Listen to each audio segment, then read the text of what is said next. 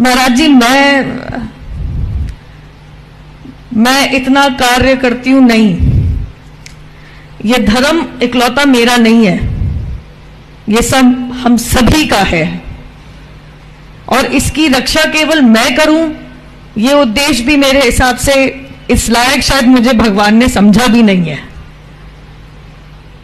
परंतु सनातनियों के लिए, हिंदुओं के लिए और कोई देश भी नहीं है, यह सत्य हम सबको भी पता है।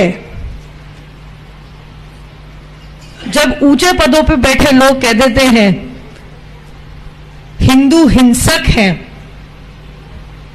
ऊंचे पदों पे बैठ के लोग कह देते हैं कि हिंदू सनातनियों का नरसंहार कर दो, दो बात कहूंगी।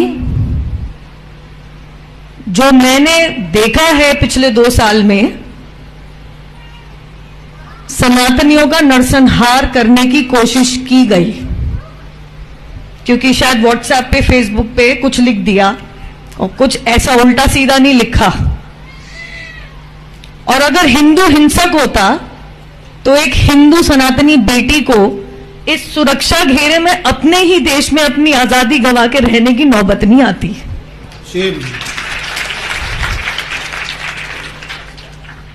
यहां पे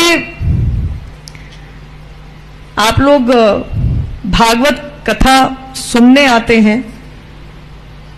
यहां इस माहौल में मैं और कुछ नहीं कहूंगी, परंतु इतना जरूर कहूंगी कि एकत्रित हो जाइए। महाराज जी बिल्कुल सही कह रहे हैं, किसी और घर की बेटी तो दूर की बात है, किसी और घर के किसी सदस्य को भी वो ना देखना पड़े जो मैंने देख लिया। और जब तक मेरी सांस है, मैं आप सभी के घर की एक बेटी, बेटा, आप कुछ मान लीजिए, मैं उसी के लिए, आपके लिए खड़ी रहूंगी, अपनी आवाज उठाती रहूंगी। तुम कहो तो वाह वाह, मैं सत्य भी कह दूं तो सर तन से जुदा, ये मेरे देश में नहीं चलेगा। मेरा देश भारतीय संविधान से चलेगा, किसी मजहबी कानून या शरिया से नहीं।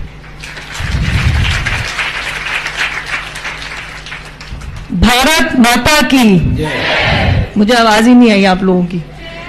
भारत माता की, भारत माता की, वंदे वंदे, गिरिराज धरण की।